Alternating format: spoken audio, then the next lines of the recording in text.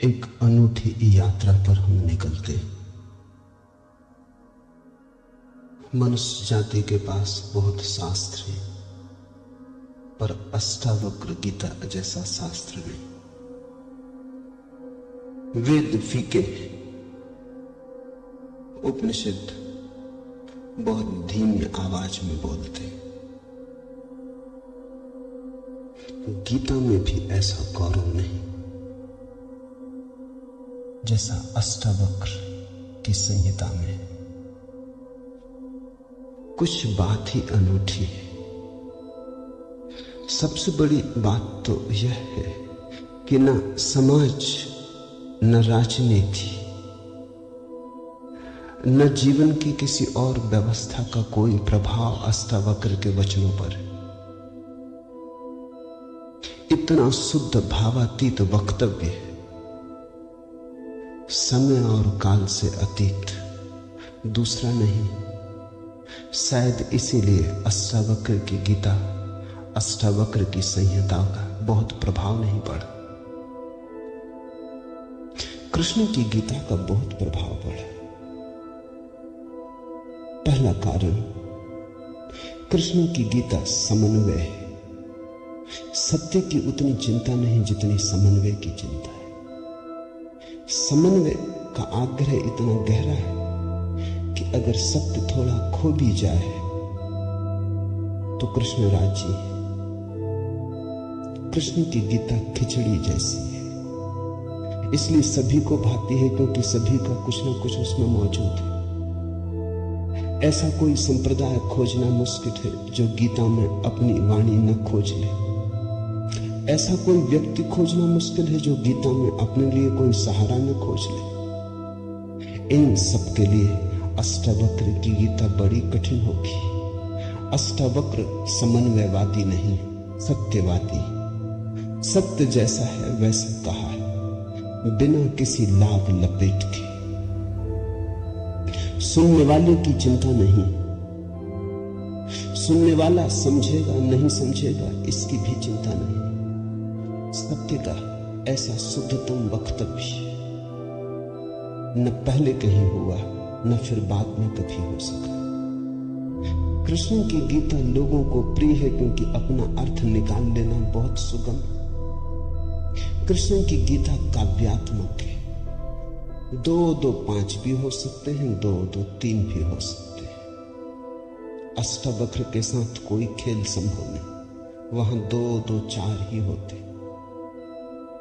अष्टावक्र का वक्तव्य शुद्ध गणित का वक्तव्य। वहां काव्य को जरा भी जगह नहीं, वहां कविता के लिए जरा सी भी छूट नहीं। जैसा है वैसा कहा है, किसी तरह का समझौता नहीं। कृष्ण की गीता पढ़ो तो भक्त अपना अर्थ निकाल लेता है क्योंकि कृष्ण ने भक्ति की भी बात की। कर्मयोगी अपना अर्थ निकाल लेता है क्योंकि कृष्ण ने कर्मयोग की भी बात की। ज्ञानी अपना अर्थ निकाल लेता है क्योंकि कृष्ण ने ज्ञान की भी बात की। कृष्ण कहीं भक्ति को सर्वश्रेष्ठ कहते हैं, कहीं ज्ञान को सर्वश्रेष्ठ कहते हैं, कहीं कर्म को सर्वश्रेष्ठ कहते हैं। कृष्ण का वक्तव्य बहुत राजनीतिक है। वो राजनेता थे, कुशल राजनेता थे। सिर्फ राजनेता थे इतना ही कहना उचित नहीं, कुटिल राजनीतिज्ञ थे, डिप्लोमेट थे। उनके वक्तव्य में बहुत सी बातों का ध्यान रखा गया, इसलिए सभी को गीता भा जाती। इसलिए तो गीता पर हजारों टीकाएं हैं, अष्टावक्र पर कोई चिंता नहीं करता। क्योंकि अष्टावक्र के साथ राजी होना हो तो तुम्हें अपने को छोड़ना पड़ेगा। बेशर्त तुम अपने को न ले जा सकोगे, तुम पीछे रहोगे तो ही जा सकोगे। कृष्ण के साथ तुम अपने को ले जा सकते हो। कृष्ण के साथ तुम्हें बदलने की कोई भी जरूरत नहीं। कृष्ण के साथ तुम मौजू पड़ सकते हो। इसलिए सभी सांप्रदायिकों ने कृष्ण की गीता पर टीकाएं लिखी। शंकर ने, रामानुज ने, निम्बार्क ने, बल्लभ ने, सबने अपने अर्थ निकाल लिए।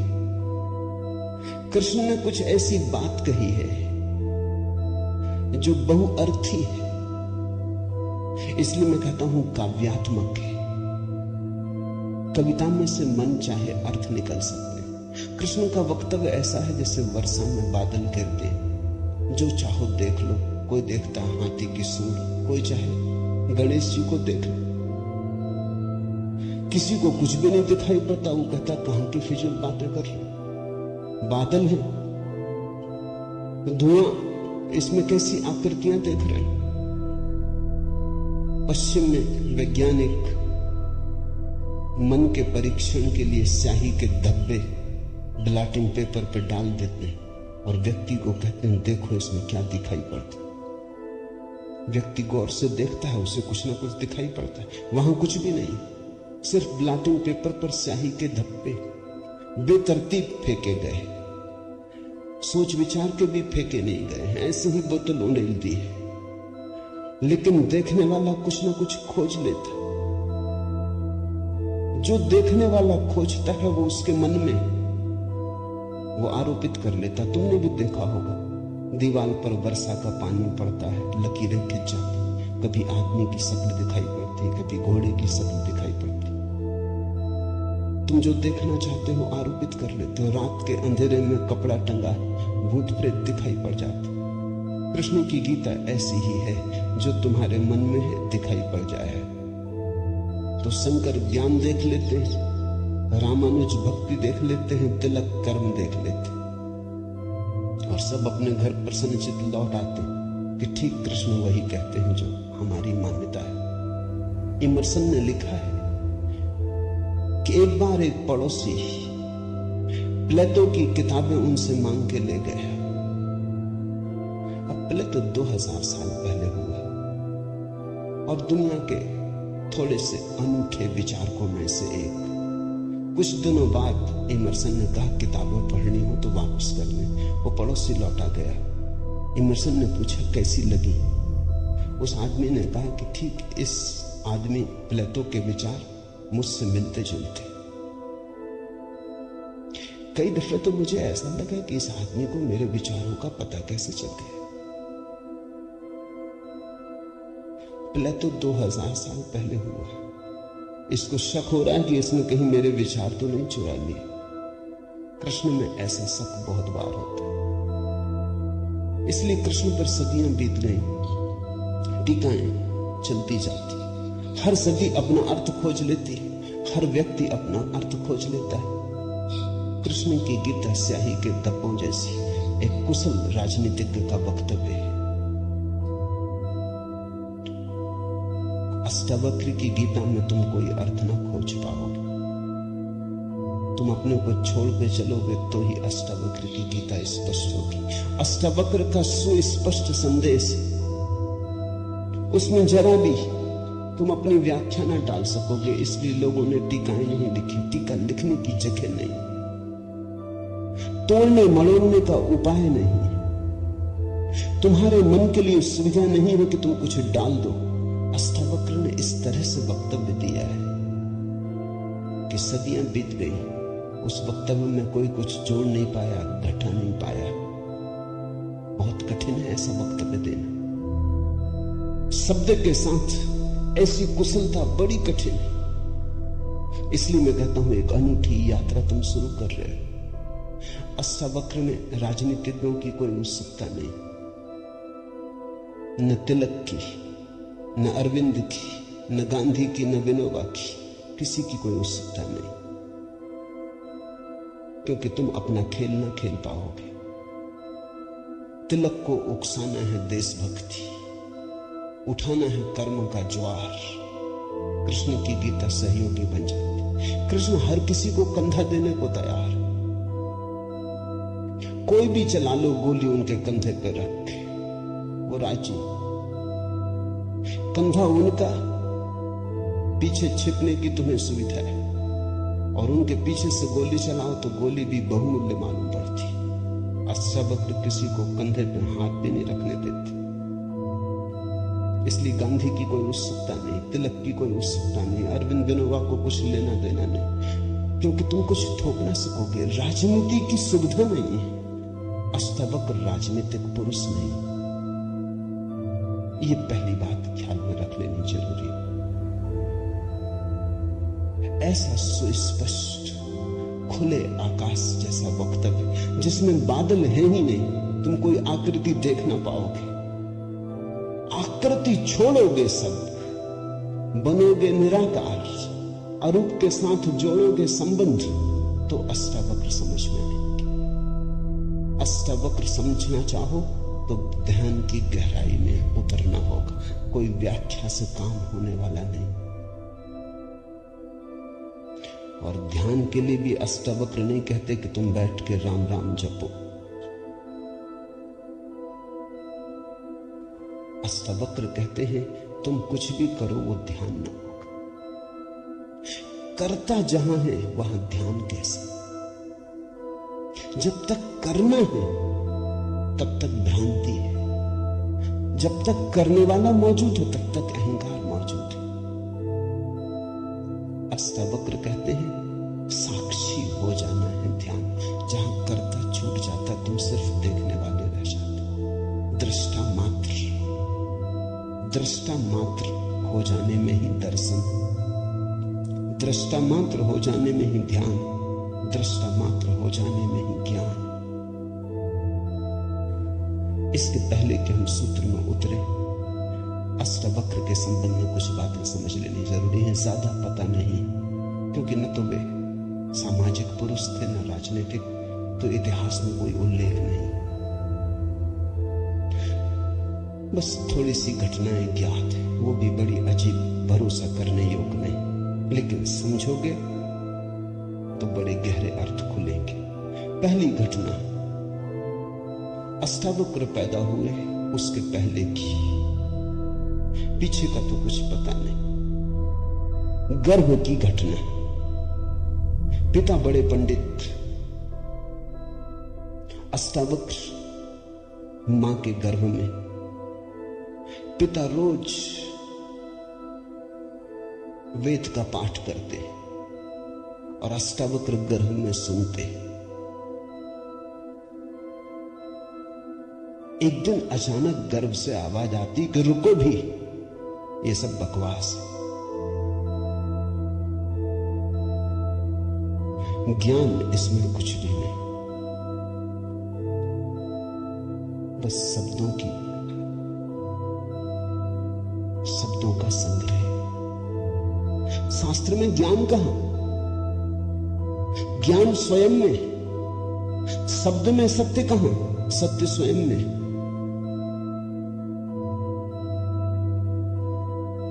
पिता स्वभावतः नाराज हुए। एक तो पिता, फिर पंडित,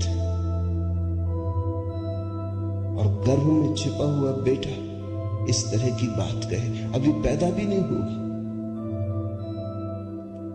क्रोध में आ गए, आग बबूला हो गए। पिता का अहंकार चोट खा गया। फिर पंडित का अहंकार, बड़े पंडित थे, बड़े विवादी थे, शास्त्रार्थी थे। क्रोध में अभिशाप दे दिया कि जब पैदा होगा तो 8 अंगों से टेढ़ा होगा, इसलिए नाम अष्टावक्र। 8 जगह से कुबड़े पैदा हुए, 8 जगह से ऊंट की भांति इर्छे तिरछे। पिता ने क्रोध में शरीर को विक्षिप्त कर दिया। ऐसी और भी कथाएं हैं। कहते हैं बुद्ध जब पैदा हुए तो खड़े खड़े पैदा हुए। मां खड़ी थी वृक्ष के तले, खड़े खड़े मां खड़ी थी, खड़े खड़े पैदा हुए। जमीन पर गिरे नहीं कि चले, 7 कदम चले। 8वें कदम पर रुककर 4 आर्य सत्यों की घोषणा की कि जीवन दुख है। अभी 7 कदम ही चले हैं पृथ्वी पर कि जीवन दुख है। कि दुख से मुक्त होने की संभावना, कि दुख मुक्ति का उपाय, कि दुख मुक्ति की अवस्था है, निर्वाण की अवस्था है। लाओत्सु के संबंध में कथा है कि लाओत्सु बूढ़े पैदा हुए, 80 वर्ष के पैदा हुए, 80 वर्ष तक गर्भ में ही रहे। कुछ करने की चाह ही न थी तो गर्भ से निकलने की चाह भी न हुई, कोई वासना ही न थी तो संसार में आने की भी वासना न हुई। जब पैदा हुए तो सफेद बाल थे, 80 वर्ष के बूढ़े थे।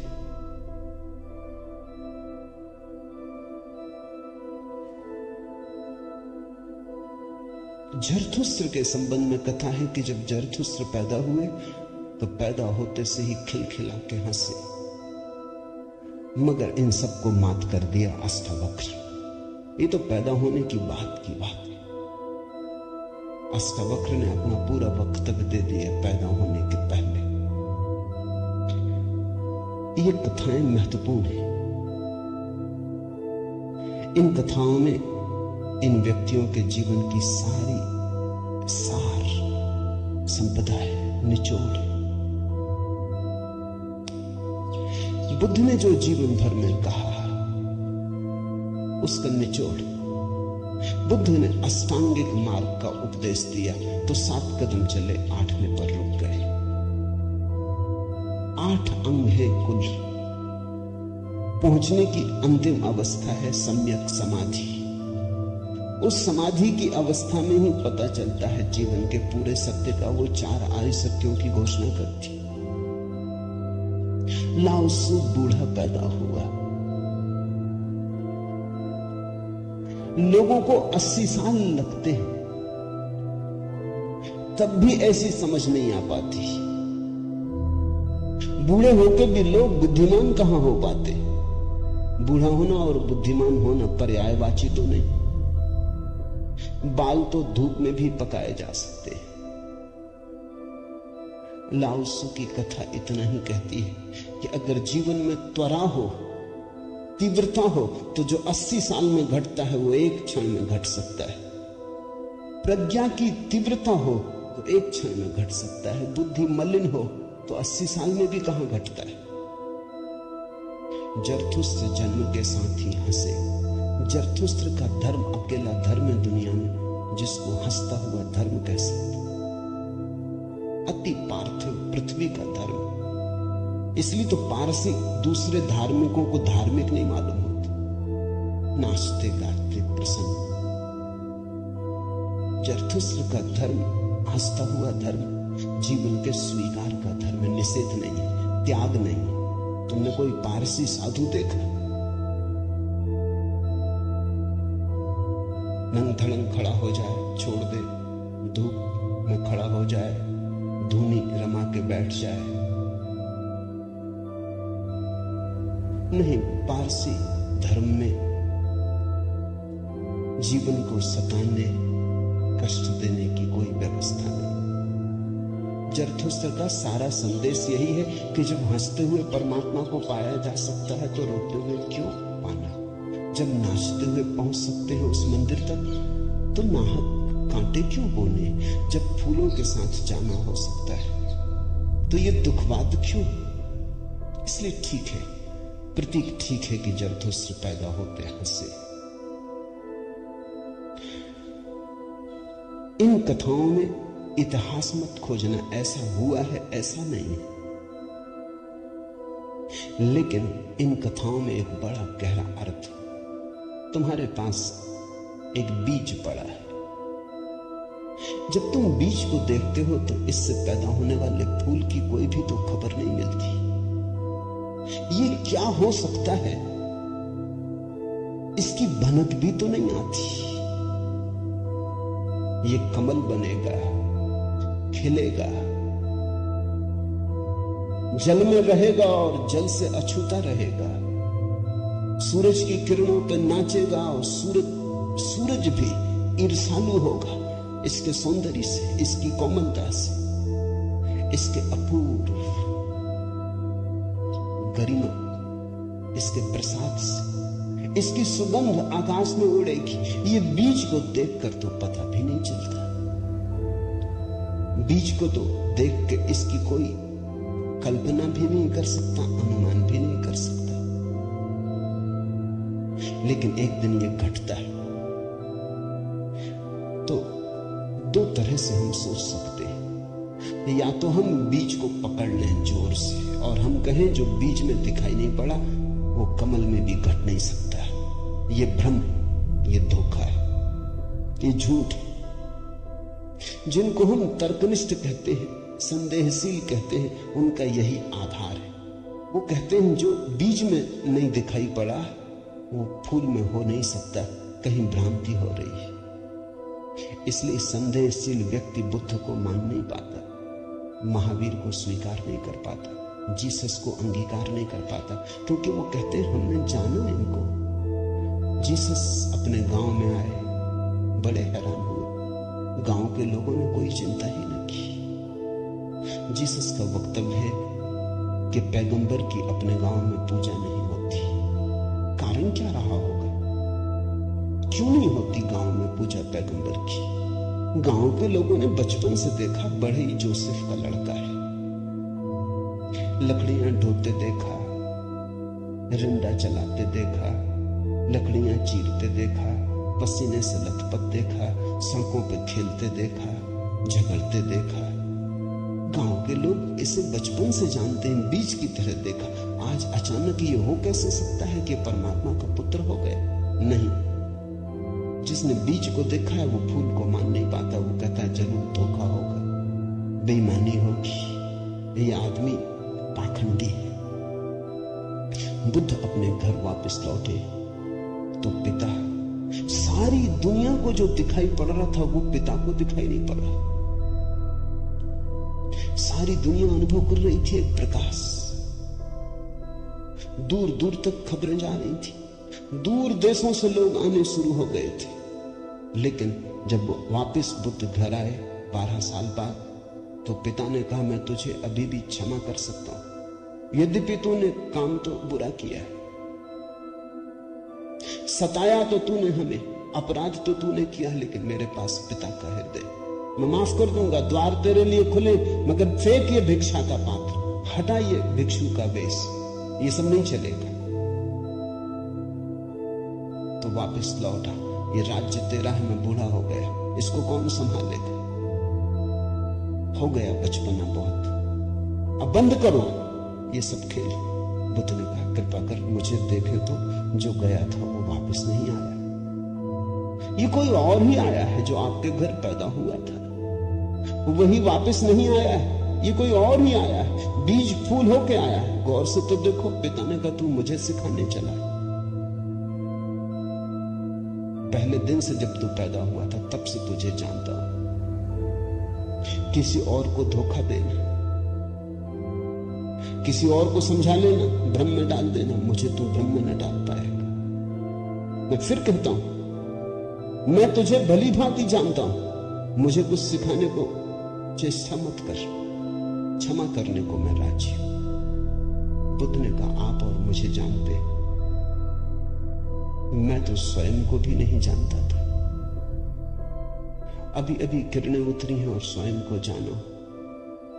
क्षमा करे, लेकिन ये मुझे कहना ही पड़ेगा कि जिसको आपने देखा वो मैं नहीं हूं, और जहां तक आपने देखा वो मैं नहीं हूं। बाहर बाहर आपने देखा, भीतर आपने कहां देखा? मैं आपसे पैदा हुआ हूं, लेकिन आपने मुझे निर्मित नहीं किया।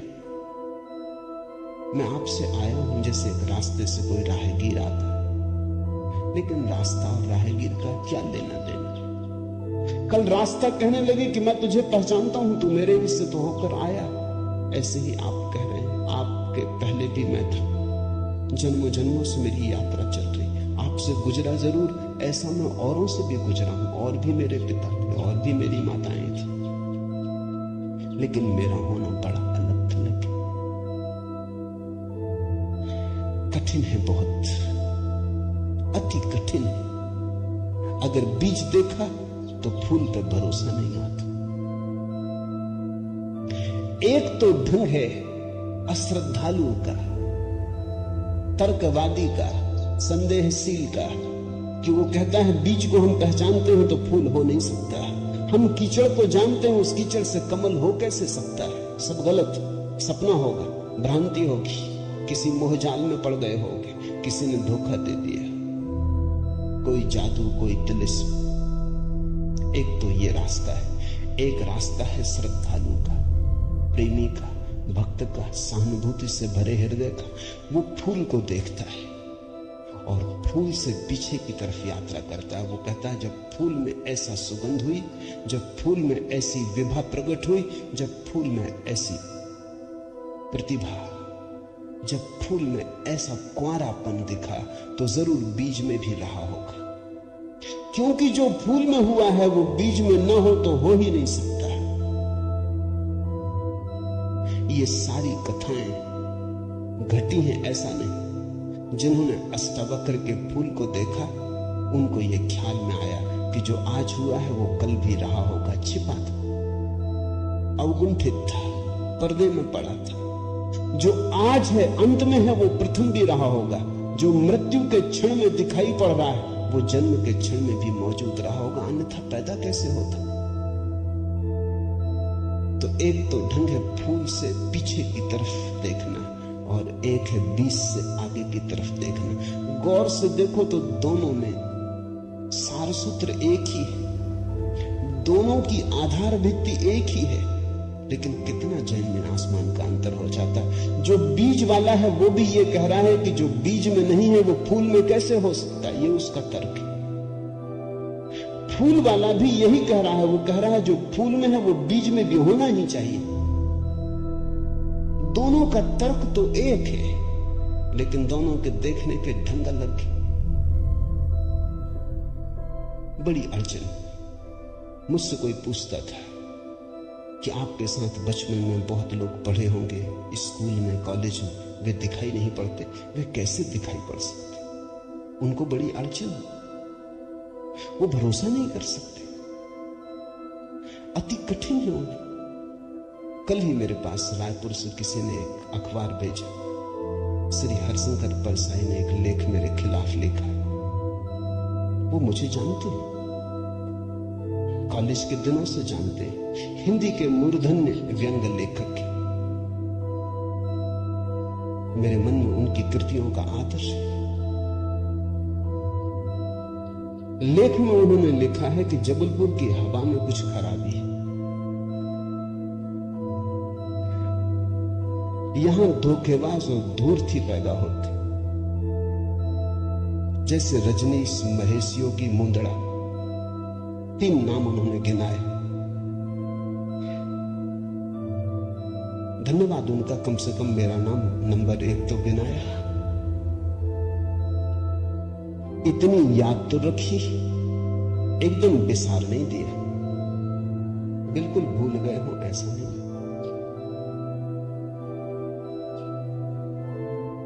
लेकिन अड़चन स्वाभाविक है, सीधी साफ है, मैं उनकी बात समझ सकता हूं। ये असंभव है बीज को देखा तो फूल में भरोसा। फिर जिन्होंने फूल को देखा उन्हें बीज में भरोसा मुश्किल हो जाता। तो सभी महापुरुषों की जीवन कथाएं 2 ढंग से लिखी जाती हैं। जो उनके विपरीत हैं वो बचपन से यात्रा शुरू करते हैं, जो उनके पक्ष में है वो अंत से यात्रा शुरू करते हैं और बचपन की तरफ जाते हैं। दोनों एक अर्थ में सही है, लेकिन जो बचपन से यात्रा करके अंत की तरफ जाते हैं वो वंचित रह जाते हैं। उनका सही होना उनके लिए आत्मघाती है। जो अंत से यात्रा करते हैं वो पीछे की तरफ जाते हैं, वो धन्यभागी, क्योंकि बहुत कुछ उन्हें अनायास मिल जाता है जो कि पहले तर्कवादियों को नहीं मिल पाता। अब न केवल मैं गलत मालूम होता हूं, मेरे कारण जबलपुर तक की हवा उनको गलत मालूम होती। कुछ भूल हवा पानी में होनी चाहिए। यदि मैं उनको कहना चाहूंगा जबलपुर को कोई हक नहीं मेरे संबंध में, हवा पानी को अच्छा या खराब तय करने का। जबलपुर से मेरा कोई बहुत नाता नहीं, थोड़े दिन वहां था। महेश योगी भी थोड़े दिन वहां थे, उनका भी कोई नाता नहीं। हम दोनों का नाता किसी और जगह से है। उस जगह के लोग इतने सोए हैं कि उन्हें अभी खबर ही नहीं। महेश योगी और मेरा जन्म पास ही पास हुआ, दोनों गाडरवाड़ा के आसपास पैदा हुए। उनका जन्म चिचली में हुआ, मेरा जन्म कुचवाड़े में हुआ। अगर हवा पानी खराब है तो वहां का होगा। इसका दुख गाडरवाड़ा को होना चाहिए, कभी होगा, या सुख। जबलपुर को इसमें बीच में आना नहीं चाहिए। लेकिन मन कैसे तर्क रचता है। अब जो अष्टावक्र की कथा को देखेगा वो सुनते से ही कह देगा गलत, असंभव। ये तो कथा जिन्होंने लिखी है उनको भी पता है कि कहीं कोई गर्व से बोलता है। वो तो केवल इतना कह रहे हैं कि जो आखिर में प्रकट हुआ वो गर्भ में मौजूद रहा होगा। जो वाणी आखिर में खिली वो किसी न किसी गहरे तल पर गर्भ में भी मौजूद रही होगी, अन्यथा खिलती कहां से, आती कहां से। सुनने से थोड़ी कुछ आता है, हर चीज के पीछे कारण। नहीं देख पाए हो हम, लेकिन था तो मौजूद। ये सारी कथाएं इसी का सूचक देती हैं। अष्टावक्र के संबंध में दूसरी बात जो ज्ञात है वो है जब वे 12 वर्ष के थे। बस 2 ही बातें ज्ञात हैं। तीसरी उनकी अष्टावक्र गीता है, या कुछ लोग कहते हैं अष्टावक्र संहिता। जब वे 12 वर्ष के थे तो एक बड़ा विशाल शास्त्रार्थ जनक ने रचा। जनक सम्राट थे और उन्होंने सारे देश के पंडितों को निमंत्रण दिया और उन्होंने 1000 गायें राजमहल के द्वार पर खड़ी कर दी और उन्होंने गायों के सींगों पर सोना मर दिया और हीरे जवाहरात लटका दिए और कहा जो भी विजेता होगा वो इन गायों को हाँक के ले जाए। बड़ा विवाद हुआ। अष्टावक्र के पिता भी उस विवाद में गए। खबर आई सांझ होते होते कि पिता हार रहे हैं। सबसे तो जीत चुके थे, वंदन नाम के एक पंडित से हारे जा रहे। ये खबर सुन के अष्टावक्र भी राजमहल पहुंच गया। सभा सजी थी, विवाद अपनी आखिरी चरम अवस्था में था। निर्णायक घड़ी करीब आती थी। पिता के हारने की स्थिति बिल्कुल पूरी तय हो चुकी थी। अब हारे तब हारे की अवस्था थी। अष्टावक्र दरबार में भीतर चला गया। पंडितों ने उसे देखा, महापंडित इकट्ठे थे। उसका 8 अंगों से टेढ़ा मेढ़ा शरीर, वो चलता है तो भी देख के लोगों को हंसी आती। उसका चलना भी बड़ा हास्यास्पद था। सारी सभा हंसने लगी। अष्टावक्र भी खिल के हंसा। जनक ने पूछा, और सब हंसते हैं वो तो मैं समझ गया क्यों हंसते, लेकिन बेटे तू क्यों हंसा? अष्टावक्र ने कहा, मैं इसलिए हंस रहा हूं कि इन चम्हारों की सभा में सत्य का निर्णय हो रहा है। बड़ा आदमी अनूठा रहा होगा। ये चम्हार यहां क्या कर रहे? सन्नाटा छा गया। चम्हार। सम्राट ने पूछा, तेरा मतलब? उसने कहा, सीधी सी बात है, इनको चमड़ी ही दिखाई पड़ती, मैं नहीं दिखाई पड़ता। मुझसे सीधा साधा आदमी खोजना मुश्किल है, वो तो इनको दिखाई ही नहीं पड़ता। इनको आड़ा टेढ़ा शरीर दिखाई पड़ता। ये चम्हार, ये चमड़ी के पारखी। राजन मंदिर के टेढ़े होने से कहीं आकाश टेढ़ा होता है।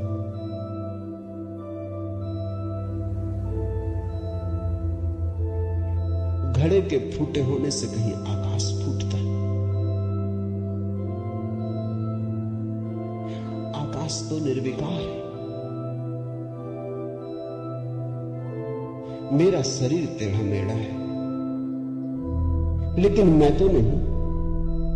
ये जो भीतर बसा है इसकी तरफ तो देखो। इससे तुम सीधा साधा और कुछ खोज ना सकोगे।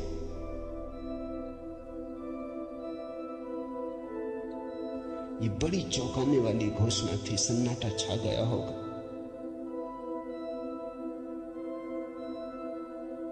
जनक प्रभावित हुआ, झटका खाया। निश्चित ही कहां चम्हारों की भीड़ इकट्ठी करके बैठा। खुद पे भी पश्चाताप हुआ, अपराध लगा कि मैं भी हंसा। उस दिन तो कुछ न कहते बना, लेकिन दूसरे दिन सुबह जब सम्राट घूमने निकला था तो राह पर अष्टावक्र दिखाई पड़ा। उतरा, घोड़े से पैरों में गिर पड़ा। सबके सामने तो हिम्मत न जुटा पाया। एक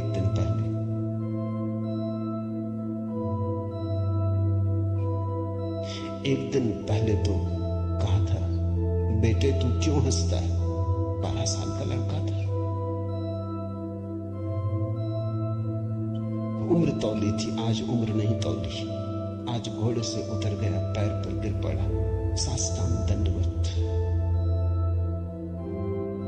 और कहा, पधारे राजमहल, मेरी जिज्ञासाओं का समाधान कर। हे प्रभु, आए मेरे घर। बात मेरी समझ में आ गई। रात भर में सो ना सका। ठीक ही कहा। शरीर को ही जो पहचानते हैं उनकी पहचान गहरी का। आत्मा के संबंध में विवाद कर रहे हैं और अभी भी शरीर में रस और विरस पैदा होता है, घृणा, आकर्षण पैदा होता है। मर्त्य को देख रहे हैं, अमृत की चर्चा करते हैं। धन्य भाग मेरे कि आप आए और मुझे चौंकाया, मेरी नींद तोड़ दी। अब पधारो। राजमहल में उसने बड़ी सजावट कर रखी थी। स्वर्ण सिंहासन पर बिठाया था इस 12 साल के अष्टावक्र को और उससे जिज्ञासा की। पहला सूत्र जनक की जिज्ञासा है। जनक ने पूछा है, अष्टावक्र ने समझाया। इससे ज्यादा अष्टावक्र के संबंध में और कुछ पता नहीं, और कुछ पता होने की जरूरत भी नहीं। काफी है, इतना बहुत है। हीरे बहुत होते भी नहीं, कंकड़ पत्थर ही बहुत होते हैं। हीरा एक भी काफी होता है। ये 2 छोटी सी घटनाएं हैं। एक तो जन्म के पहले की गर्भ से आवाज और घोषणा कि क्या पागलपन में पड़े हो, शास्त्र में उलझे हो, शब्द में उलझे हो, जागो। ये ज्ञान नहीं, ये सब उधार है, ये सब बुद्धि का ही जाल है, अनुभव नहीं। इसमें रंच मात्र भी सार नहीं। कब तक अपने को भरमाए रखोगे? और दूसरी घटना, राजमहल में हंसना पंडितों का और कहना अष्टावक्र का कि जीवन में देखने की 2 दृष्टियां हैं, एक आत्मदृष्टि, एक चरम दृष्टि। चम्हार चमड़ी को देखता, प्रज्ञावान आत्मा को देखता।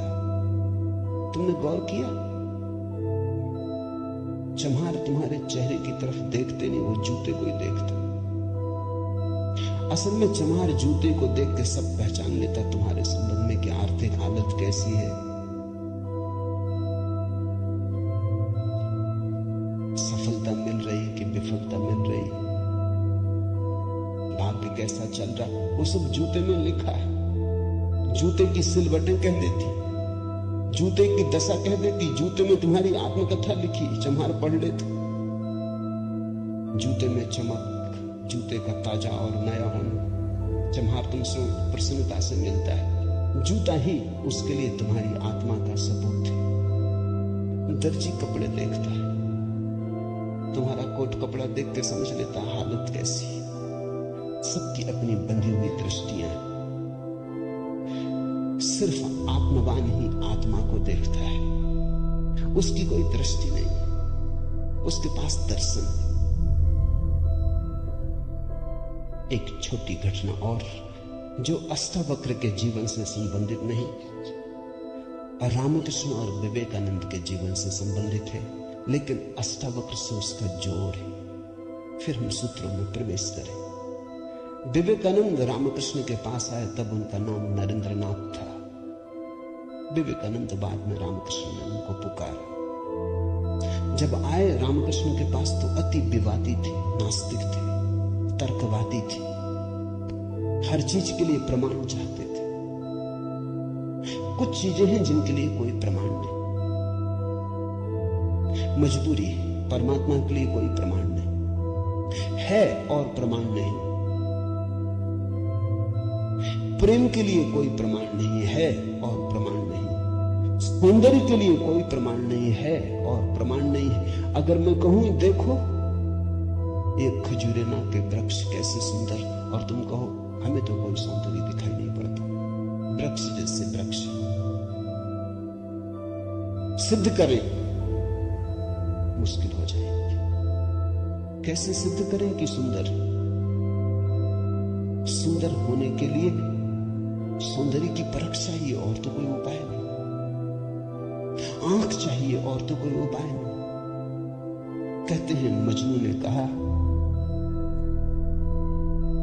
कि लैला को जानना हो तो मजनू की आंख चाहिए।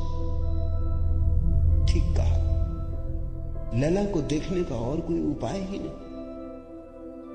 मजनू को बुलाया था उसके गांव के राजा ने और कहा था तू पागल है, मैं तेरी लैला को जानता हूं, साधारण सी लड़की है, काली कलूटी, कुछ खास नहीं, तुझ पे मुझे दया आती। ये मेरे राजमहल की 12 लड़कियां खड़ी, ये इस देश की सुंदरतम स्त्रियां, इनमें से तू कोई भी चुन ले।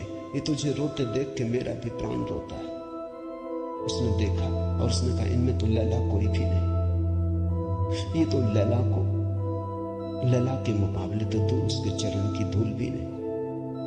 सम्राट कहने लगा मजनू तू पागल है। मजनू ने कहा ये हो सकता है, लेकिन एक बात आपसे कहना चाहता हूं, लैला को देखना हो तो मजनू की आंख चाहिए।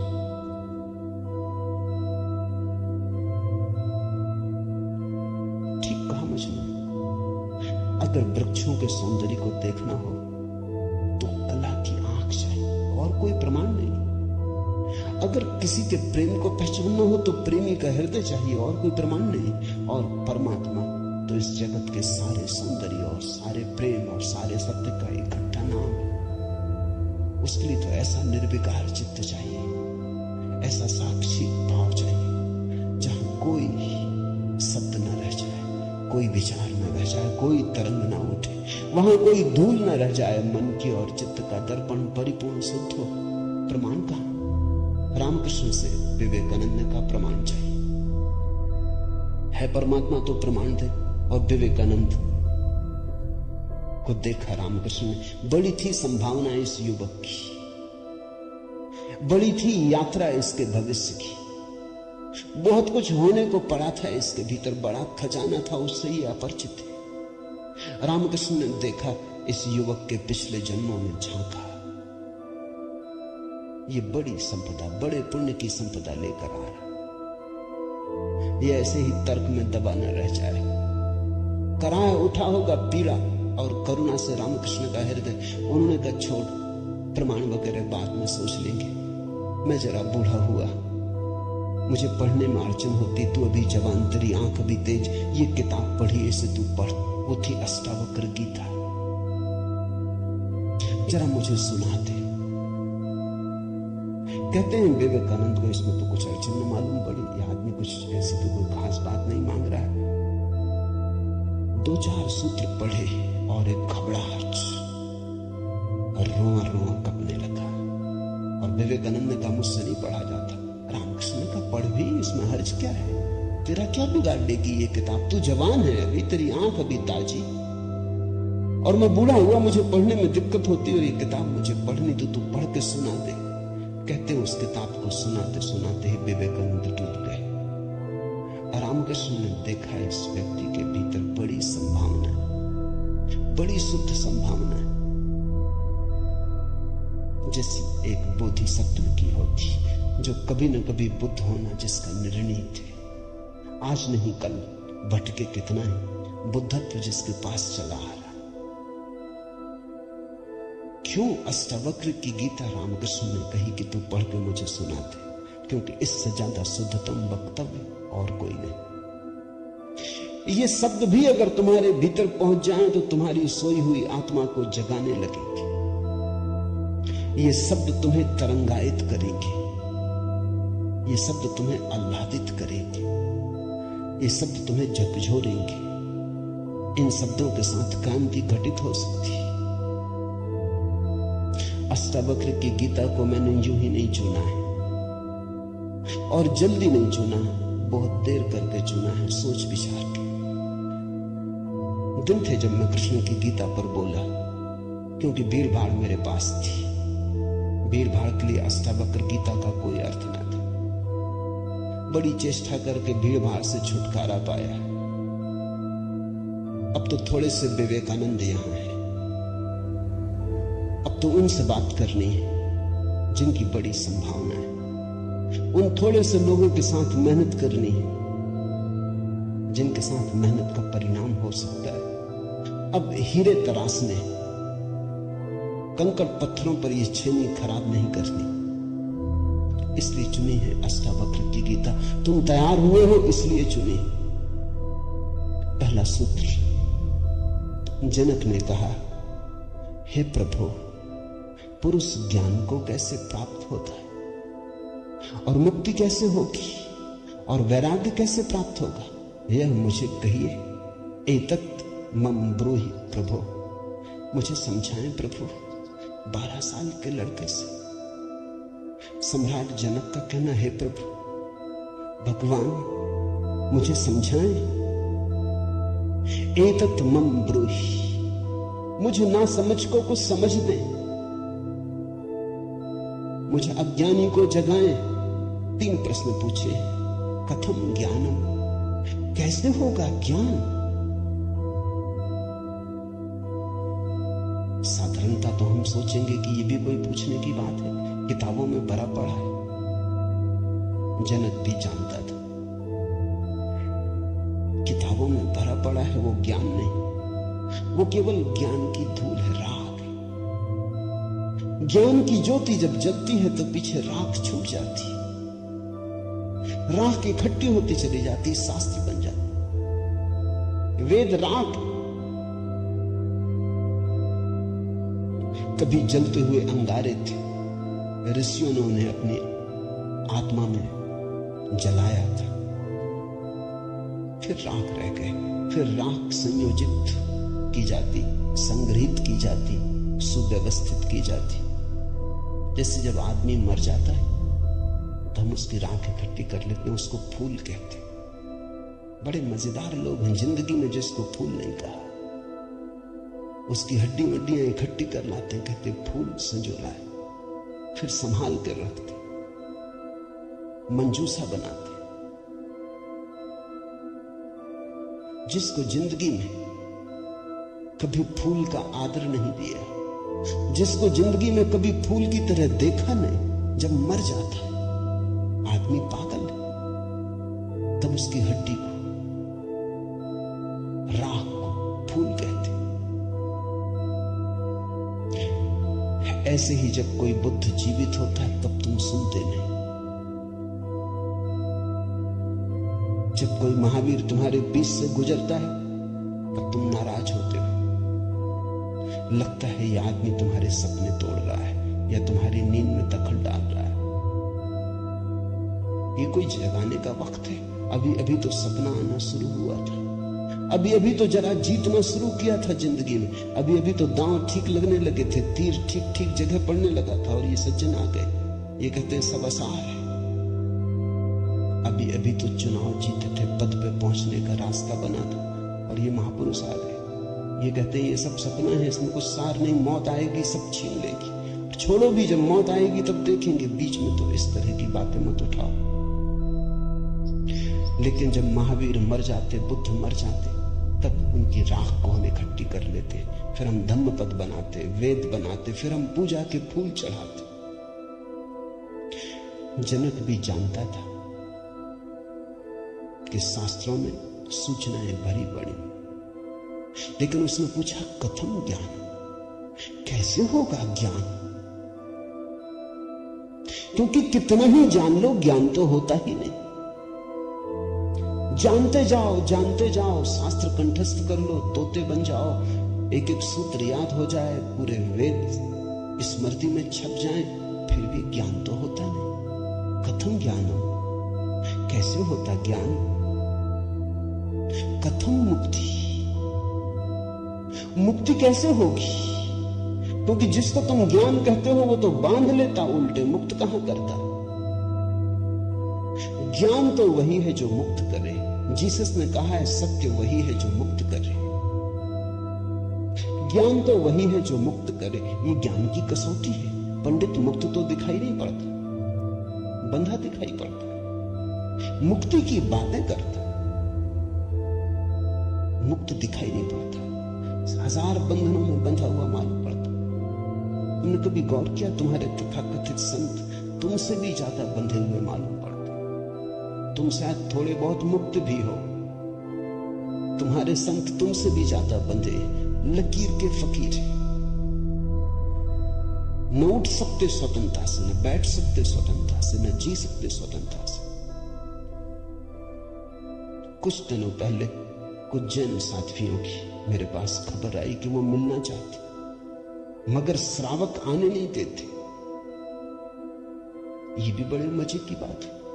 साधु का अर्थ होता है जिसने फिक्र छोड़ी समाज की, जो चल पड़ा अरण्य की यात्रा पर, जिसने कहा अब न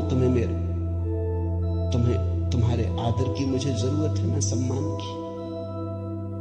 लेकिन साधु साध्वी कहते हैं श्रावक आने नहीं देते। वो कहते हैं वहां भूल के मत जाना, वहां गए तो ये दरवाजा बंद। ये कोई साधुता हुई? ये तो परतंत्रता हुई, गुलामी हुई। ये तो बड़ी उल्टी बात हुई। ये तो ऐसा हुआ कि साधु श्रावक को बदले, उसकी जगह श्रावक साधु को बदल रहा है।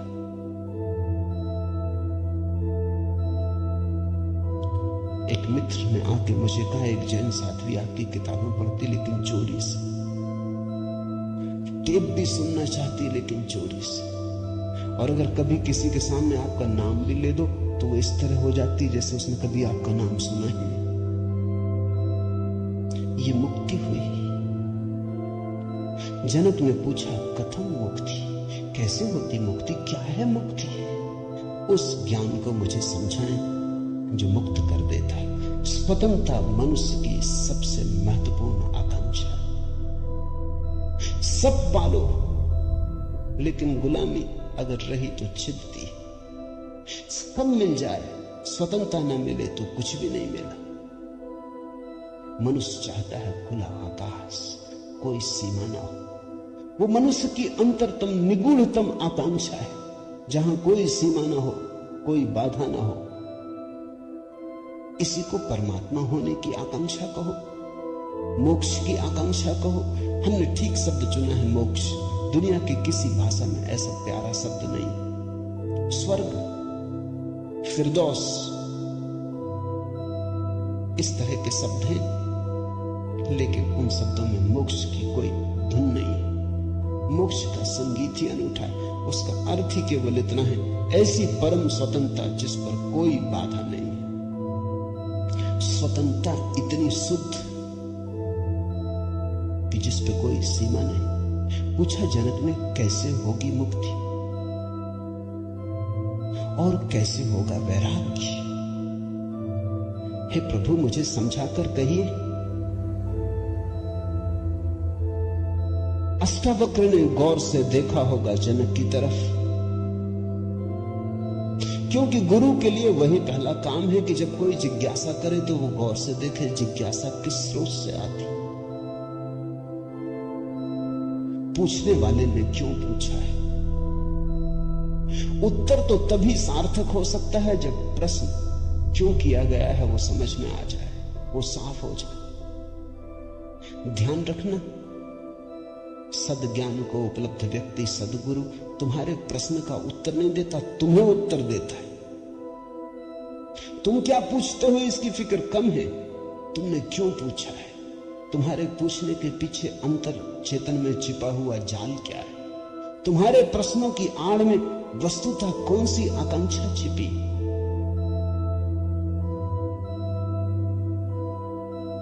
दुनिया में 4 तरह के लोग हैं, ज्ञानी, मुमुक्षु, अज्ञानी, मूढ़।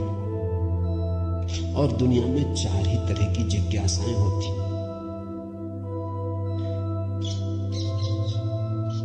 ज्ञानी की जिज्ञासा तो निःशब्द होती। कहना चाहिए ज्ञानी की जिज्ञासा तो जिज्ञासा होती ही नहीं। जान लिया, जानने को कुछ बचा नहीं, पहुंच गए, चित्त निर्मल हुआ, शांत हुआ, घर लौट आए, विश्राम में आ। तो ज्ञानी की जिज्ञासा तो जिज्ञासा जैसी होती ही नहीं। इसका यह अर्थ नहीं कि ज्ञानी सीखने को तैयार नहीं होता। ज्ञानी तो सरल छोटे बच्चे की भांति हो जाता, सदा तत्पर सीखने को। जितना ज्यादा तुम सीख लेते हो उतनी ही सीखने की तत्परता बढ़ जाती। जितने तुम सरल और निष्कपट होते चले जाते हो उतने ही सीखने के लिए तुम खुल जाते हो। आए हवाएं तुम्हारे द्वार खुले पाती, आए सूरज तुम्हारे द्वार पर दस्तक नहीं देनी पड़ती, आए परमात्मा तुम्हें सदा तत्पर पाता। ज्ञानी ज्ञान को संग्रहित नहीं करता। ज्ञानी सिर्फ ज्ञान की क्षमता को उपलब्ध होता है। इस बात को ठीक से समझ लेना, क्योंकि पीछे ये काम पड़ेगी। ज्ञानी का केवल इतना ही अर्थ है कि जो जानने के लिए बिल्कुल खुला है, जिसका कोई पक्षपात नहीं, जानने के लिए जिसके पास कोई पर्दा नहीं, जिसके पास जानने के लिए कोई पूर्व नियोजित योजना ढांचा नहीं। ज्ञानी का अर्थ है ध्यानी, जो ध्यानपूर्ण। तो देखा होगा अष्टावक्र ने गौर से जनक में झांक के, ये व्यक्ति ज्ञानी तो नहीं, ये ध्यान को तो उपलब्ध नहीं हुआ है। अन्यथा इसकी जिज्ञासा मौन होती, उसमें शब्द ना होते। बुद्ध के जीवन में उल्लेख है, एक फकीर मिलने आया, एक साधु मिलने आया, एक परिव्राजक, घुमक्कड़। उसने आके बुद्ध से कहा, पूछने योग्य शब्द मेरे पास नहीं, क्या पूछना चाहता हूं उसे शब्दों में बांधने की मेरे पास कोई कुशलता नहीं। आप तो जानते ही हैं, समझ लें, जो मेरे योग को कहते हैं। ये ज्ञानी की जिज्ञासा है। बुद्ध चुप बैठे रहे, उन्होंने कुछ भी ना कहा। घड़ी भर बाद जैसे कुछ घटा। वो जो आदमी चुपचाप बैठा बुद्ध की तरफ देखता रहा था, उसकी आंख से आंसुओं की धार लग गई। चरणों में झुका, नमस्कार किया और कहा, धन्यवाद, खूब धन्यभागी हूं। जो लेने आया था आपने दिया। उठ के चला भी गया। उसके चेहरे पे अपूर्व आभा थी, वो नाचता हुआ गया। बुद्ध के आसपास के शिष्य बड़े हैरान हुए। आनंद ने पूछा, बनते भगवान, पहेली हो गई। पहले तो याद नहीं कहता है कि मुझे पता नहीं कैसे पूछूं, पता नहीं किन शब्दों में पूछूं, ये भी पता नहीं क्या पूछने आया हूं। फिर आप तो जानते ही हैं सब, देख लें मुझे जो मेरे लिए जरूरी हो कहते हैं। पहले तो ये आदमी ही जरा पहेली था, ये कोई ढंग हुआ पूछने का। और जब तुम्हें यही पता नहीं कि क्या पूछना, तो पूछना ही क्यों? पूछना क्या? खूब रही। फिर यही बात खत्म ना हुई, आप चुप बैठे सो चुप बैठे रहे। आपको ऐसा कभी मौन देखा नहीं? कोई पूछता तो आप उत्तर देते। कभी कभी तो ऐसा होता कोई नहीं भी पूछता तो भी आप उत्तर देते। आपकी करुणा सदा बहती रहती। क्या हुआ अचानक कि आप चुप रह गए और आंख बंद हो गई? और फिर क्या रहस्य में घटा कि वो आदमी रूपांतरित होने लगा? हमने उसे बदलते देखा, हमने उसे किसी और ही रंग में डूबते देखा, उसमें मस्ती आते देखी। वो नाचता हुआ गया है, आंसुओं से भरा हुआ, गदगद आह्लादित, वो चरणों में झुका, उसकी सुगंध हमें भी छुई। ये हुआ क्या? आप कुछ बोले नहीं, उसने सुना कैसे? और हम तो इतने दिनों से, वर्षों से आपके पास, हम पर आपकी कृपा कम है क्या? ये प्रसाद जो उसे दिया हमें क्यों नहीं मिलता? लेकिन ध्यान रहे उतना ही मिलता है जितना तुम ले सकते हो। बुद्ध ने कहा सुनो, घोड़े, आनंद से घोड़े की बात की क्योंकि आनंद छत्री था, बुद्ध का चचेरा भाई था और बचपन से ही घोड़े का बड़ा शौक था। उसे घुड़सवार था, प्रसिद्ध घुड़सवार था, प्रतियोगी था बड़ा। उसने कहा सुन आनंद, बुद्ध ने कहा घोड़े 4 प्रकार के होते। एक तो मारो भी तो भी टस से मस नहीं होते, रद्दी से रद्दी घोड़े, जितना मारो उतना ही हठयोगी हो जाते, बिल्कुल हट बांध के खड़े हो जाते। तुम मारो तो वो जिद बना लेते कि देखें कौन जीतता है। फिर दूसरे तरह के घोड़े होते हैं, मारो तो चलते हैं, न मारो तो नहीं चलते, कम से कम पहले से बेहतर। फिर तीसरे तरह के घोड़े होते हैं, कोड़ा फटकारो, मारना काफी जरूरी नहीं, सिर्फ कोड़ा फटकारो, आवाज काफी, और भी कुलीन होते, दूसरे से भी बेहतर। फिर आनंद, तुझे जरूर पता होगा ऐसे भी घोड़े होते कि कोड़े की छाया देख के भागते, फटकारना भी नहीं पड़ता। ये ऐसा ही घोड़ा था, छाया काफी। अष्टावक्र ने देखा होगा गौर से, जब तुम आके मुझसे कुछ पूछते हो तो तुम्हारे प्रश्न से ज्यादा महत्वपूर्ण सवाल तुम। कभी कभी तुम्हें भी ऐसा लगता होगा कि तुमने जो नहीं पूछा था वो मैंने उत्तर दिया है, और कभी कभी तुम्हें ऐसा भी लगता होगा कि शायद मैं टाल गया तुम्हारे प्रश्न को, बचाव कर गया, कुछ और उत्तर दे गया हूं। लेकिन सदा तुम्हारी भीतरी जरूरत ज्यादा महत्वपूर्ण। तुम क्या पूछते हो ये उतना महत्वपूर्ण नहीं, क्योंकि तुम्हें खुद ही ठीक पता नहीं तुम क्या पूछते हो, क्यों पूछते हो। उत्तर वही दिया जाता है जिसकी तुम्हें जरूरत थी। तुम्हारे पूछने से कुछ तय नहीं होता। देखा होगा अष्टावक्र ने ज्ञानी तो नहीं है जनक, अज्ञानी है फिर क्या? अज्ञानी भी नहीं, क्योंकि अज्ञानी तो अकड़ीला, अकड़ा से भरा होता है। अज्ञानी तो झुकना जानता ही नहीं। ये तो मुझ 12 साल की उम्र के लड़के के पैरों में झुक गया, साष्टांग दंडवत की। ये अज्ञानी के लिए असंभव है। अज्ञानी तो समझता है कि मैं जानता ही हूं, मुझे कौन समझाएगा। अज्ञानी अगर कभी पूछता भी है तो तुम्हें गलत सिद्ध करने को पूछता है, क्योंकि अज्ञानी तो ये मान के चलता है कि पता तो मुझे है ही, देखे इनको भी पता है या नहीं। अज्ञानी परीक्षा के लिए पूछता है। नहीं, इसकी आंखें जनक की तो बड़ी निर्मल। मुझ 12 साल के अनजान अपरिचित लड़के को सम्राट होते हुए भी इसने कहा एतत् मम ब्रूहि प्रभो, हे प्रभु मुझे समझा के कहे। नहीं, ये विनयशील है, अज्ञानी तो नहीं। मूढ़ है क्या फिर? मूढ़ तो पूछते ही नहीं। मूढ़ों को तो पता ही नहीं कि जीवन में कोई समस्या है। मूढ़ और बुद्ध पुरुषों में एक समानता है। बुद्ध पुरुषों के लिए कोई समस्या नहीं रही, मूढ़ों के लिए अभी समस्या उठी ही नहीं। बुद्ध पुरुष समस्या के पार हो गए, मूढ़ अभी समस्या के बाहर। मूढ़ तो इतना मूर्छित है, उसे कहां सवाल कथम ज्ञानम, मूढ़ पूछेगा कथम मुक्ति,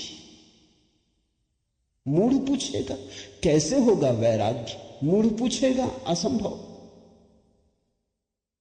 मूढ़ अगर पूछेगा भी तो पूछता है राग में सफलता कैसे मिलेगी। मूढ़ अगर पूछता भी है तो पूछता है संसार में और थोड़े ज्यादा दिन कैसे रहना हो जाए, मुक्ति नहीं। मूढ़ पूछता है बंधन सोने के कैसे बने, बंधन में हीरे जवाहरात कैसे जड़े। मूढ़ पूछता भी है तो ऐसी बातें पूछता है।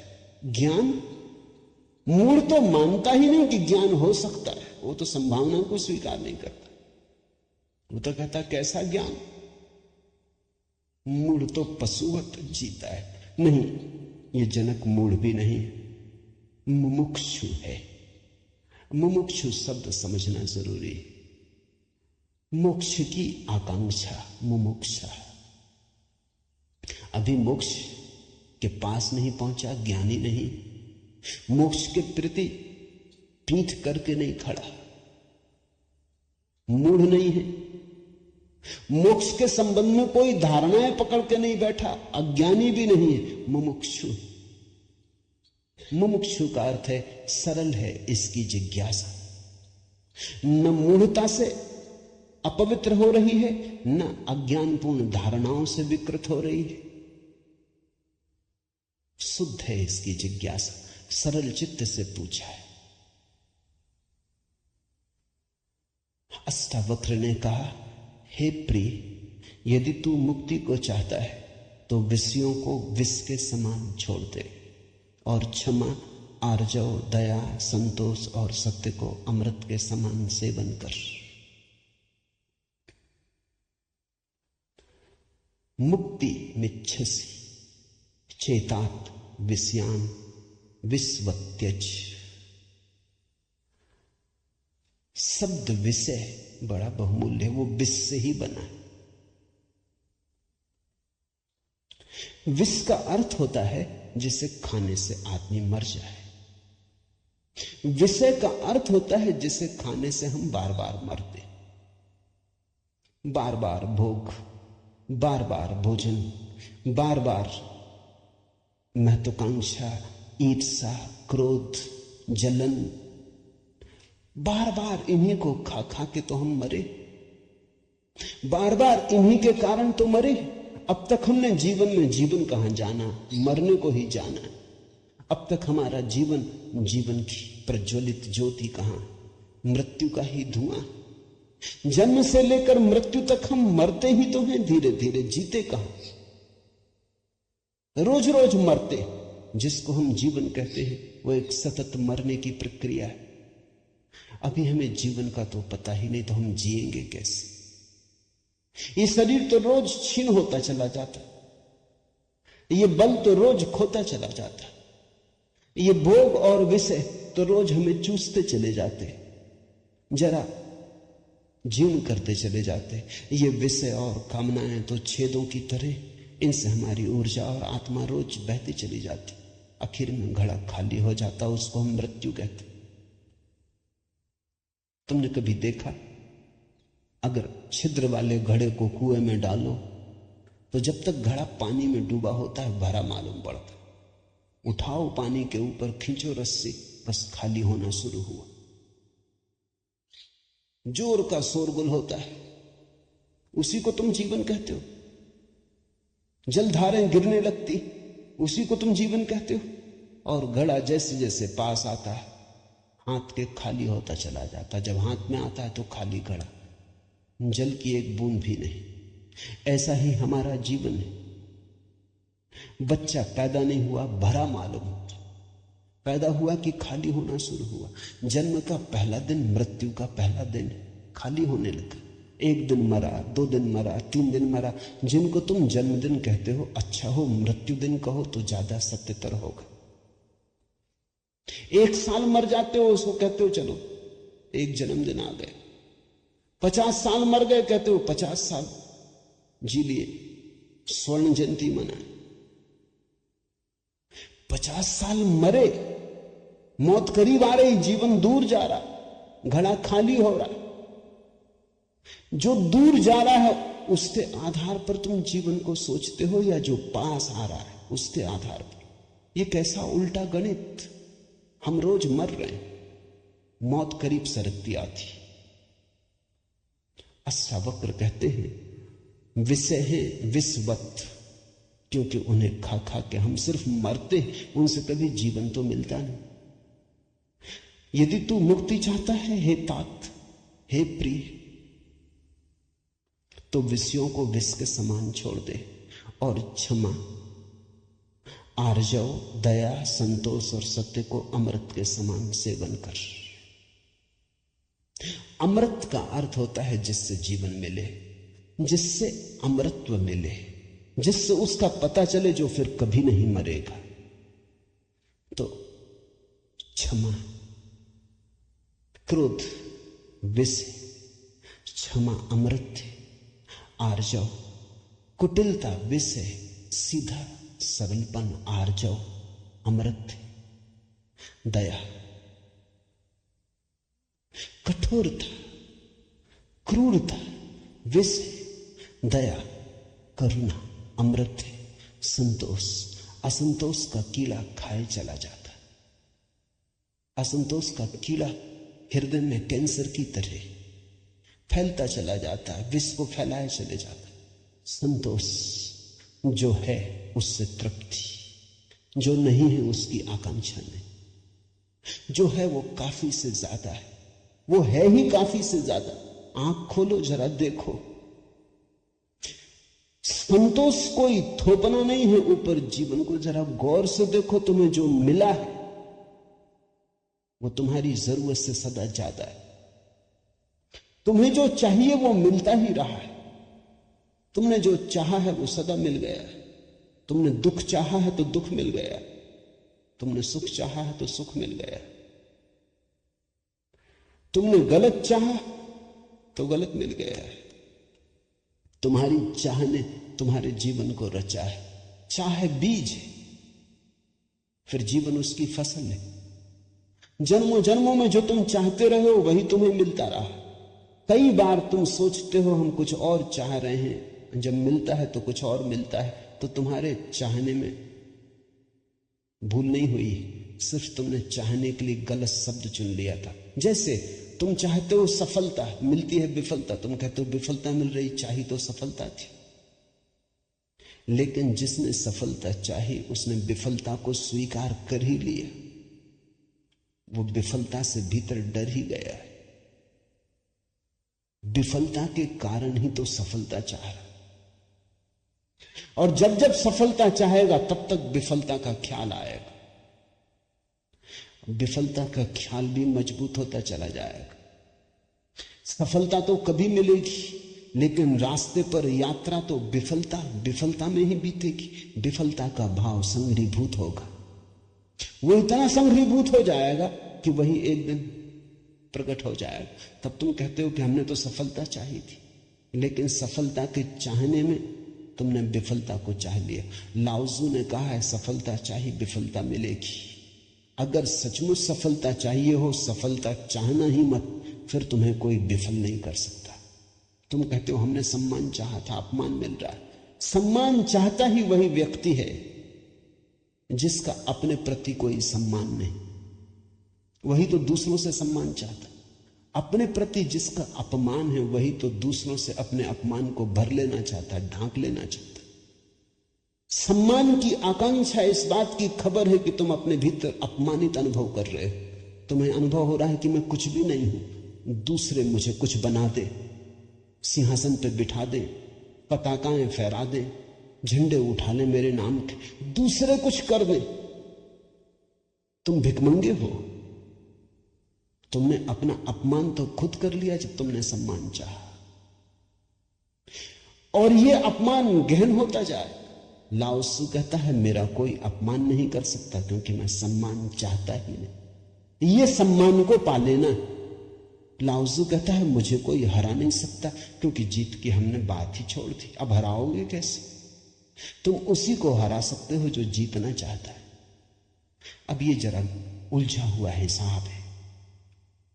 इस दुनिया में सम्मान उन्हें मिलता है जिन्होंने सम्मान नहीं चाहा, सफलता उन्हें मिलती है जिन्होंने सफलता नहीं चाही। क्योंकि जिन्होंने सफलता नहीं चाही उन्होंने तो स्वीकार ही कर लिया कि सफल तो हम हैं ही, अब और चाहना क्या है। सम्मान तो हमारे भीतर आत्मा का है ही, अब और चाहना क्या है। परमात्मा ने सम्मान दे दिया तुम्हें पैदा करके, अब और किसका सम्मान चाहते हो। परमात्मा ने तुम्हें काफी गौरव दे दिया, जीवन दिया, ये सौभाग्य दिया कि आंख खोलो, देखो हरे वृक्षों को, फूलों को, पक्षियों को, कान दिए, सुनो संगीत को, जलप्रपात के मरमर को, बोध दिया कि बुद्ध हो सको। अब और क्या चाहते हो। सम्मानित तो तुम हो गए, परमात्मा ने तुम्हें प्रमाण पत्र दिया। तुम भिखारी की तरह किन से प्रमाण पत्र मांग रहे हो? उनसे जो तुमसे प्रमाण पत्र मांग रहे। ये बड़ा मजेदार मामला। दो भिखारी एक दूसरे के सामने खड़े भीख मांग रहे। ये भीख मिलेगी कैसे? दोनों भिखारी। तुम किससे सम्मान मांग रहे हो? किसके सामने खड़े हो? ये अपमान कर रहे हो तुम अपना, और यही अपमान गहन होता जाएगा। संतोष का अर्थ होता है देखो जो तुम्हारे पास, देखो जरा आंख खोल के जो तुम्हें मिला ही है। ये अष्टावक्र की बड़ी बहुमूल्य कुंजी है, ये धीरे धीरे तुम्हें साफ होगी।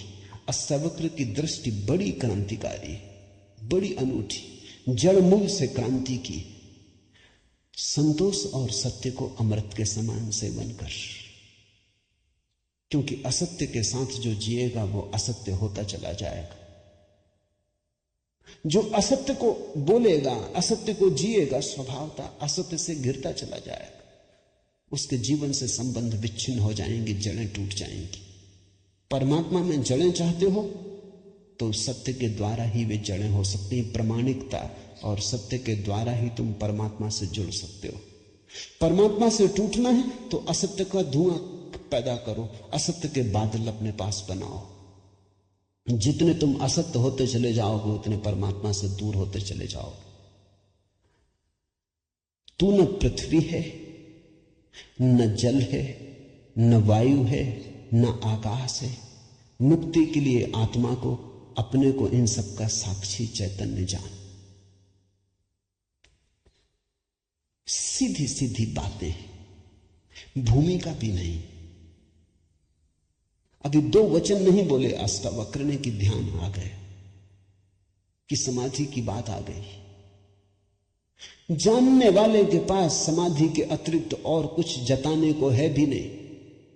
वो दो वचन भी बोले, क्योंकि एकदम से अगर समाधि की बात होगी तो शायद तुम चौंक ही जाओगे, समझ ही ना पाओगे। मगर दो वचन और सीधी समाधि की बात आ गई। अष्टावक्र 7 कदम भी नहीं चलते, बुद्ध तो 7 कदम चले, 8वें कदम पे समाधि। अष्टावक्र तो पहला कदम ही समाधि का उठाते। तू न पृथ्वी है, न जल, न वायु, न आकाश। ऐसी प्रतीति में अपने को थिर कर। मुक्ति के लिए आत्मा को, अपने को, इन सब का साक्षी चैतन्य जान। साक्षी सूत्र है, इससे महत्वपूर्ण सूत्र और कोई भी नहीं। देखने वाले बनो, जो हो रहा है उसे होने दो, उसमें बाधा डालने की जरूरत नहीं। ये देह तो जल है, मिट्टी है, अग्नि है, आकाश। तुम इसके भीतर तो वो दिए हो जिसमें ये सब जल, अग्नि, मिट्टी, आकाश, वायु प्रकाशित हो रही। तुम दृष्टा हो। इस बात को गहन करो। साक्षिणाम चिद्रूपम आत्मानम विद्धि। ये इस जगत में सर्वाधिक बहुमूल्य सूत्र है। साक्षी बनो। इसी से होगा ज्ञान, इसी से होगा वैराग्य, इसी से होगी मुक्ति। प्रश्न 3 थे, उत्तर 1 है। यदि तू देह को अपने से अलग कर और चैतन्य में विश्राम कर स्थित है तो तू अभी ही सुखी, शांत और बंध मुक्त हो जाएगा। इसलिए मैं कहता हूं ये जड़ मूल से क्रांति है। पतंजलि इतनी हिम्मत से नहीं कहते कि अभी ही, पतंजलि कहते हैं करो अभ्यास, यम नियम साधो, प्राणायाम प्रत्याहार आसन, शुद्ध करो, जन्म जन्म लगेंगे तब सिद्धि। महावीर कहते हैं पंच महाव्रत, और तब जन्म जन्म लगेंगे, तब होगी निर्जरा, तब कटेगा जाल कर्मों का। सुनो अष्टावक्र को,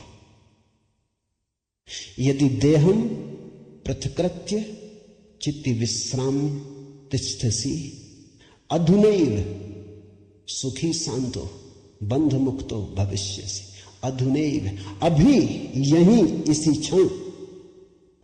यदि तू देह को अपने से अलग कर और चैतन्य में विश्राम कर स्थित है, अगर तूने एक बात देखनी शुरू कर दी कि देह मैं नहीं हूं, मैं करता और भोगता नहीं, ये जो देखने वाला मेरे भीतर छिपा है, जो सब देखता है। बचपन था कभी तो बचपन देखा, फिर जवानी आई तो जवानी देखी, फिर बुढ़ापा आया तो बुढ़ापा देखा। बचपन नहीं रहा तो मैं बचपन तो नहीं हो सकता। आया और गया, मैं तो हूं। जवानी नहीं रही तो मैं जवानी तो नहीं हो सकता। आई और गई, मैं तो हूं। बुढ़ापा आया, जा रहा है, तो मैं बुढ़ापा नहीं हो सकता, क्योंकि जो आता है जाता है वो मैं कैसे हो सकता हूं। मैं तो सदा हूं। जिस पे बचपन आया, जिस पे जवानी आई, जिस पे बुढ़ापा आया, जिस पे हजार चीजें आई और गई, मैं वही शाश्वत हूं। स्टेशनों की तरह बदलती रहती बचपन, जवानी, बुढ़ापा, जन्म, यात्री चलता जाता। तुम स्टेशन के साथ अपने को एक तो नहीं समझ लेते। पूना की स्टेशन पर तुम ऐसा तो नहीं समझ लेते कि मैं पूना हूं। फिर पहुंचे मनमाड़ तो ऐसा तो नहीं समझ लेते कि मैं मनमाड़ हूं। तुम जानते हो कि पूना आई गई, मनमाड़ आया गया। तुम तो यात्री हो, तुम तो दृष्टा हो जिसने पूना देखी, पूना आई, जिसने मनमाड़ देखा, मनमाड़ आए। तुम तो देखने वाले हो। तो पहली बात, जो हो रहा है उसमें से देखने वाले को अलग कर लो। देह को अपने से अलग कर और चैतन्य में विश्राम। और करने योग्य कुछ भी नहीं है। जैसे लाओत्सु का सूत्र है समर्पण, वैसे अष्टावक्र का सूत्र है विश्राम, रेस्ट। करने का कुछ भी नहीं है। मेरे पास लोग आते हैं, वो कहते हैं ध्यान कैसे करें। वो प्रश्न ही गलत पूछ रहे हैं। गलत पूछते हैं तो मैं उनको कहता हूं करो। क्या करोगे? तो उनको बता देता हूं कि करो, कुछ ना कुछ तो करना ही पड़ेगा। अभी तुम्हें करने की खुजलाहट है तो उसे तो पूरा करना होगा। खुजली है तो क्या करोगे? बिना खुजाए नहीं बनता। लेकिन धीरे धीरे उनको करवा करवा के थका डालता हूं। फिर वो कहते हैं अब इससे छुटकारा दिलवाओ। अब कब तक ये करते रहे? उनको तो मैं तो पहले ही राजी था, लेकिन तुम्हें समझने में जरा देर लगी। अब विश्राम करो। ध्यान का आत्यंतिक अर्थ विश्राम है। चित्ति विश्राम तिष्ठसि, जो विश्राम में ठहरा देता अपने चेतना को, जो होने मात्र में ठहर जाता, कुछ करने को नहीं। क्योंकि जिसे तुम खोज रहे हो वो मिला ही हुआ। क्योंकि जिसे तुम खोज रहे हो उसे कभी खोया ही नहीं, उसे खोया नहीं जा सकता। वही तुम्हारा स्वभाव है। अयम आत्मा ब्रह्म, तुम ब्रह्म हो, अनल हक, तुम सत्य हो। कहां खोजते हो? कहां भागे चले जाते हो? अपने को ही खोजने कहां भागे चले जाते हो? रुको, ठहरो। परमात्मा दौड़ने से नहीं मिलता, क्योंकि परमात्मा दौड़ने वाले में छिपा है। परमात्मा कुछ करने से नहीं मिलता, क्योंकि परमात्मा करने वाले में छिपा है। परमात्मा के होने के लिए कुछ करने की जरूरत ही नहीं, तुम हो ही। इसलिए अष्टावक्र कहते हैं चित्त विश्राम, विश्राम करो, ढीले छोड़ो अपने को, ये तनाव छोड़ो। कहां जाते? कहीं जाने को नहीं, कहीं पहुंचने को नहीं। और चैतन्य में विश्राम, तो तू अभी ही इसी क्षण अधुनैव सुखी, शांत और बंध मुक्त हो जाएगा। अनूठा है वचन, नहीं कोई और शास्त्र इसका मुकाबला करता। तू ब्राह्मण आदि वर्ण नहीं, और न तू कोई आश्रम वाला है, और न आंख आदि इंद्रियों का विषय, असंग और निराकार, तू सबका विश्व का साक्षी है, ऐसा जानकर सुखी हो। अब ब्राह्मण कैसे टीका लिखे? तू ब्राह्मण आदि वर्ण नहीं। अब हिंदू इस शास्त्र को कैसे सिर पे उठाएं? क्योंकि उनका तो सारा धर्म वर्ण और आश्रम पे खड़ा है, और ये तो पहले से ही अष्टावक्र जड़ काटने लगे। वो कहते हैं तू कोई ब्राह्मण नहीं है, न कोई शूद्र है, न कोई क्षत्रिय है। ये सब बकवास है, ये सब ऊपर के आरोपण है, ये सब राजनीति और समाज का खेल है। तू तो सिर्फ ब्रह्म है, ब्राह्मण नहीं, क्षत्रिय नहीं, शूद्र नहीं, तू ब्राह्मण आदि वर्ण नहीं, और न तू कोई आश्रम वाला है, और न तो यह है कि तू ब्रह्मचर्य आश्रम में है कि गृहस्थाश्रम में है कि वानप्रस्थ की संन्यास्त, कोई आश्रम वाला नहीं। तू तो इन सारी स्थानों के भीतर से गुजरने वाला दृष्टा साक्षी। अष्टावक्र की गीता है, हिंदू दावा नहीं कर सकते हमारी। अष्टावक्र की गीता सबकी है। अगर अष्टावक्र के समय में मुसलमान होते, हिंदू होते, ईसाई होते, तो उन्होंने कहा होता न तू हिंदू है, न तू ईसाई है, न तू मुसलमान। अब ऐसे अष्टावक्र को कौन मंदिर बनाए? इसके लिए कौन इसके शास्त्र को सिर पे उठाए? कौन दावेदार बने? क्योंकि ये सभी का निषेध कर रहे हैं। मगर ये सत्य की सीधी घोषणा है, असंग और निराकार, तू सबका विश्व का साक्षी है, ऐसा जानकर सुखी हो। अष्टावक्र ये नहीं कहता कि ऐसा तुम जानोगे तो फिर सुखी होगे। वचन को ठीक से सुनना, अष्टावक्र कहते हैं ऐसा जानकर सुखी हो। न त्वम विप्रादिको वर्णो नाश्रमी नाक्ष गोचरा, असंगो असि निराकारो विश्व साक्षी सुखी भव। सुखी भव, अभी हो सुखी। जनक पूछते हैं कैसे सुख होगा, कैसे बंधन मुक्ति होगी, कैसे ज्ञान होगा? अष्टावक्र कहता है अभी हो सकता है, क्षण मात्र की भी देर करने की कोई जरूरत नहीं है। इसे कल पर छोड़ने का कोई कारण नहीं, स्थगित करने की कोई जरूरत नहीं। ये घटना भविष्य में नहीं घटती, या तो घटती है अभी या कभी नहीं घटती। जब घटती है तब अभी घटती, क्योंकि अभी के अतिरिक्त कोई समय ही नहीं। भविष्य कहां? जब आता है तब अभी की तरह आता है। तो जो भी ज्ञान को उत्पन्न हुए हैं अभी उत्पन्न हुए। कभी पर मत छोड़ना, वो मन की चालाकी है। मन कहता है इतने जल्दी कैसे हो सकता है, तैयारी तो कर ले। मेरे पास लोग आते हैं, वो कहते हैं संन्यास लेना, लेंगे कभी? कभी कभी ना लोगे। कभी पर टाला तो सदा के लिए टाला, कभी आता ही नहीं। लेना हो तो अभी, अभी के अतिरिक्त कोई समय ही नहीं। अभी है जीवन, अभी है मुक्ति, अभी है अज्ञान, अभी है ज्ञान, अभी है निद्रा, अभी हो सकता जागरण। कभी क्यों? कठिन होता मन को, क्योंकि मन कहता है तैयारी तो करने दो। मन कहता है कोई भी काम तैयारी के बिना कैसे घटता। आदमी को विश्वविद्यालय से प्रमाण पत्र लेना है तो वर्षों लगते, डॉक्टरेट करनी है तो 20-25 साल लग जाते, मेहनत करते करते फिर आदमी आके डॉक्टर हो पाता। अभी कैसे हो सकते? अष्टावक्र भी जानते, दुकान करनी हो तो अभी थोड़ी खुल जाएगी। इकट्ठा करना पड़े, आयोजन करना पड़े, सामान लाना पड़े, दुकान बनानी पड़े, ग्राहक खोजने पड़े, विज्ञापन भेजना पड़े, वर्षों लगते हैं। इस जगत में कोई भी चीज अभी तो घटती नहीं, क्रम से घटती है।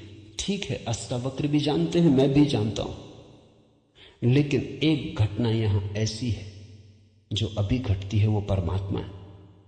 वो तुम्हारी दुकान नहीं, न तुम्हारा परीक्षालय, न तुम्हारा विश्वविद्यालय। परमात्मा क्रम से नहीं घटता, परमात्मा घट ही चुका है। आंख भर खोलने की बात है, सूरज निकल ही चुका है। सूरज तुम्हारे आंख के लिए नहीं रुका है कि तुम जब आंख खोलोगे तब निकलेगा। सूरज निकल ही चुका है, प्रकाश सब तरफ भरा ही है, अहर्निश गूंज रहा उसका नाद,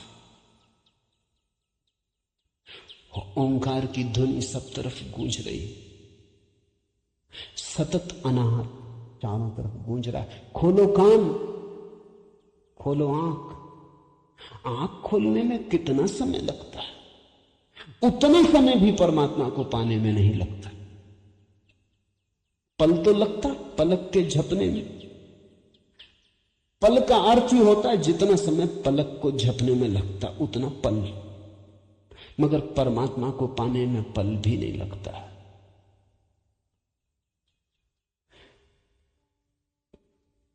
विश्व साक्षी असंगो वसी निराकारो, सुखी भव अभी हो सुखी। उधार नहीं है अष्टावक्र का धर्म, नगद, कैश।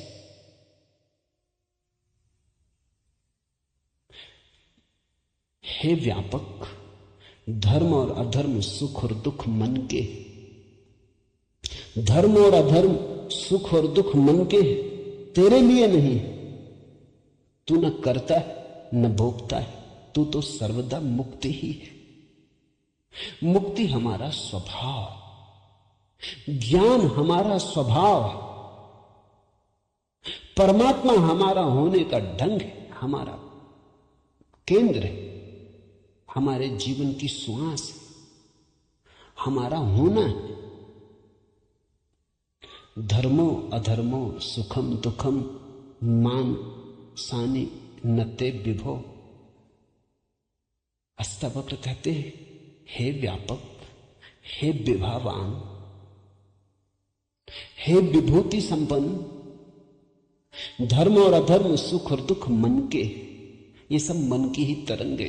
बुरा किया, अच्छा किया, पाप किया, पुण्य किया, मंदिर बनाया, दान दिया, सब मन के। न करतासी न भोक्तासी, मुक्त एवासी सर्वदा। तू तो सदा मुक्त है, तू तो सर्वदा मुक्त है। मुक्ति कोई घटना नहीं है जो हमें घटानी, मुक्ति घट चुकी है हमारे होने। मुक्ति से बना है ये अस्तित्व, इसका रोआ रोआ रंच रंच मुक्ति से निर्मित है। मुक्ति है धातु जिससे बना है सारा अस्तित्व। स्वतंत्रता स्वभाव, ये उद्घोषणा। बस समझी कि क्रांति घट जाती है, समझने के अतिरिक्त तो कुछ करना नहीं। ये बात ख्याल में उतर जाए, तुम सुन लो इसे मन भर के बस। तो आज इतना ही कहना चाहूंगा। अष्टावक्र को समझने की चेष्टा भर करना। अष्टावक्र में करने का कोई इंतजाम नहीं, इसलिए तुम ये मत सोचना कि अब कोई तरकीब निकलेगी जो हम करेंगे। अष्टावक्र कुछ करने को कहते ही नहीं, तुम विश्राम से सुन लो। करने को कुछ होने वाला ही नहीं है, इसलिए तुम कॉपी वगैरह नोटबुक लेके मत आना कि लिख लेंगे, कुछ आएगा सूत्र तो नोट कर लेंगे, करके देख लेंगे। करने का यहां कुछ काम ही नहीं, इसलिए तुम भविष्य की फिक्र छोड़ के सुनना। तुम सिर्फ सुन लेना, तुम सिर्फ मेरे पास बैठ के शांत भाव से सुन लेना, विश्राम में सुन लेना। सुनते सुनते तुम मुक्त हो जा सकते हो। इसलिए महावीर ने कहा है कि श्रावक मुक्त हो सकता है सिर्फ सुनते सुनते। श्रावक का अर्थ होता जो सुनते सुनते मुक्त हो जाए। साधु का तो अर्थ ही इतना है कि जो सुन सुन के मुक्त ना हो सका, थोड़ा कमजोर बुद्धि का है, कुछ करना पड़ा। सिर्फ कोड़े की छाया काफी न थी, घोड़ा जरा कुजात है, कोड़ा फटकारा तब थोड़ा चला, या मारा तो थोड़ा चला। छाया काफी है, तुम सुन लेना, कोड़े की छाया दिखाई पड़ जाएगी। तो अष्टावक्र के साथ एक बात स्मरण रखना, कुछ करने को नहीं है, इसलिए तुम आनंद भाव से सुन सकते हो। इसमें से कुछ निकालना नहीं कि फिर करके देखेंगे। जो घटेगा वो सुनने में घटेगा।